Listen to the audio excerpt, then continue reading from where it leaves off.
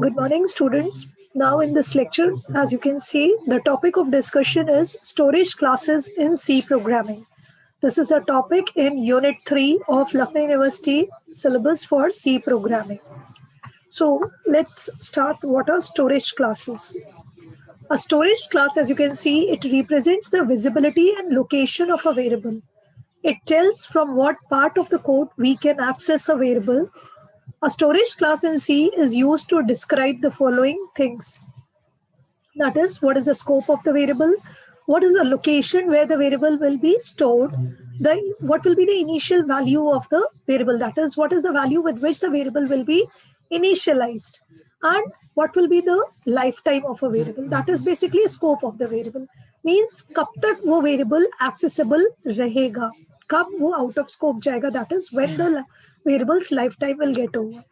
So depending on these four characteristics, we can see there are basically four storage classes in C: auto, extern, static, and register.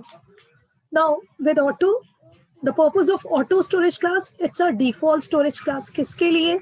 All the local variables. Variables which are declared inside a function or in object-oriented programming inside a class, yeah, let's say the variables that you pass as a parameter to a function. Okay, so by default they are all automatic. आप चाहे उनके नाम के पहले declaration के पहले auto लगाइए या ना लगाइए. The storage class used for such kind of variable is auto. Second is extern. Extern, it is used for a global variable. Extern variable storage classes होते हैं. अगर किसी वेरिएबल को डिक्लेयर करने से पहले उसके नाम के पहले एक्सटर्न कीवर्ड लगा दे तो वो एक्सटर्न वेरिएबल बन जाता है. एक्सटर्न वेरिएबल की स्पेशलिटी होती है कि you can use such variables across different files in 2-3 different programs. So that is extern variable. Static variable.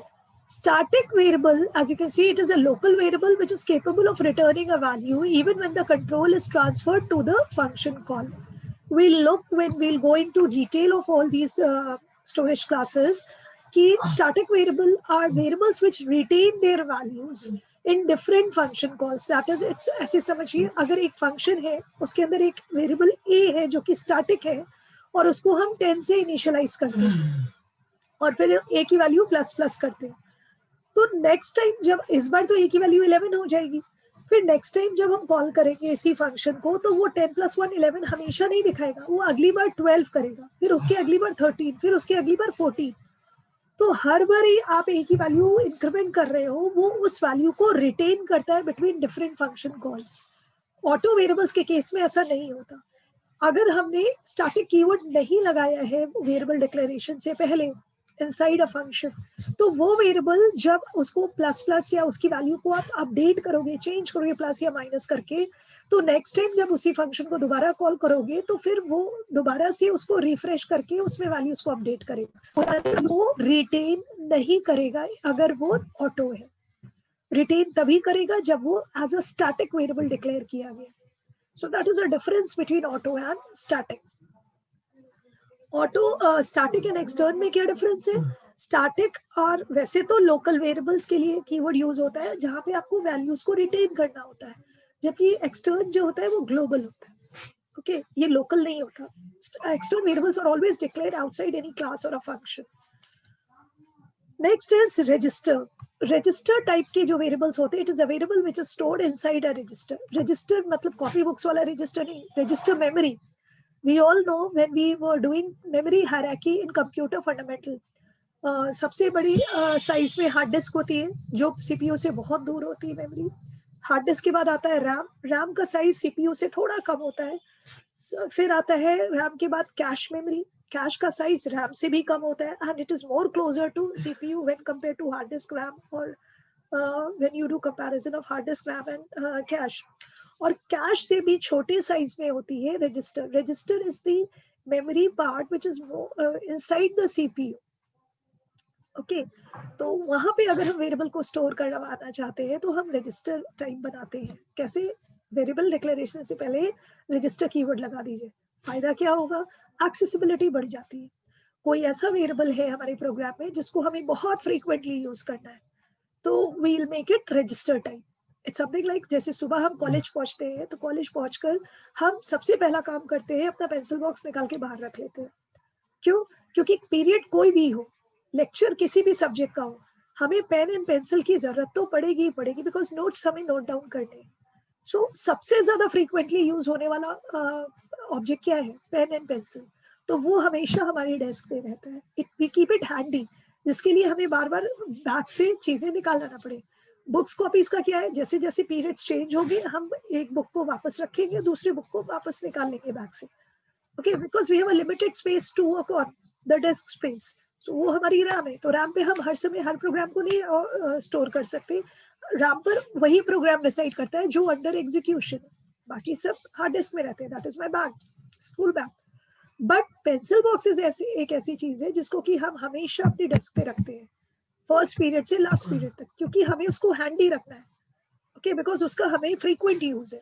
तो वो वेरिएबल्स जिनका हमें पूरे प्रोग्राम के एग्जीक्यूशन में बहुत फ्रीक्वेंटली यूज करना है, तो उनको हम चाहेंगे कि वो रजिस्टर टाइप बने, जिससे कि उनको बार बार फेच ना करना पड़े from the RAM to the CPU.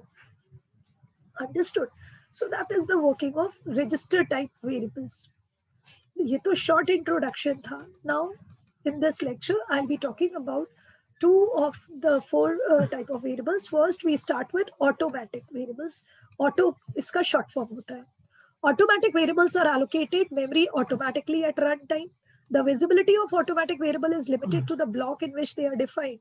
जिस ब्लॉक के अंदर आप ऑटो वेरिएबल्स डिक्लेयर करेंगे, सिर्फ वहां तक उनका लाइफ टाइम होता है, विजिबिलिटी या स्कोप होता है. Scope of automatic variable is limited to the block they are defined. Automatic variables are initialized to by garbage value. अगर आप इसको किसी एक पर्टिकुलर वैल्यू से इनिशियलाइज नहीं करेंगे, बाय डिफॉल्ट इसमें गार्बेज आएगा. That is unwanted values. The memory assigned to automatic variables get freed upon exiting from the block. The keyword used for defining automatic variable is called auto. Auto is the keyword. Every local variable is automatic in C by default. Okay, example, hash include stdio.h main, इसमें हमने variable declare करा a, तो ये automatic हो गया. अब अगर आपने a को यहाँ पे वैल्यू डिस्प्ले कराई तो 11 होगी, right.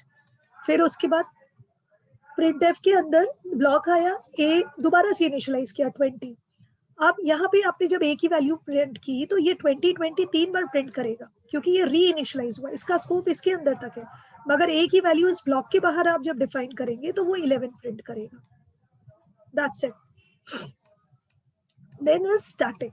Static variables, as I said, they can hold their values between multiple function calls. Static local variables are visible only to the function or the block in which they are defined. Same static variable can be declared many times but can be assigned value only one time. Initial value is 0 and visibility is global. Keyword used is static. Okay, अब static क्या है? ये सारे आपके static variables हो गए, आपने declare किए. जब आप इनको डिस्प्ले कराओगे तो आउटपुट इनकी डिफॉल्ट वैल्यूज आएगा 0 0 0 0 and null. Example 2. Now here in this static int a 10 b 24. अब आपने यहाँ पे वैल्यूज डिस्प्ले कराई सम फंक्शन में. मेन में जब आपने इनको कॉल करा तो यू विल सी 10 एंड 24 पहली बार, फिर 11 एंड 25, फिर 12 एंड 26 अपडेटेड वैल्यूज रहेंगे. ओके, हर बार आप फंक्शन कॉल करोगे पुरानी वैल्यूज पे इंक्रीमेंट होगा, नई वैल्यूज पे नहीं होगा. So I hope the two is clear to you, auto and static. That's all for today. We'll wind up this lecture by this. We'll continue more in a live class. Thank you.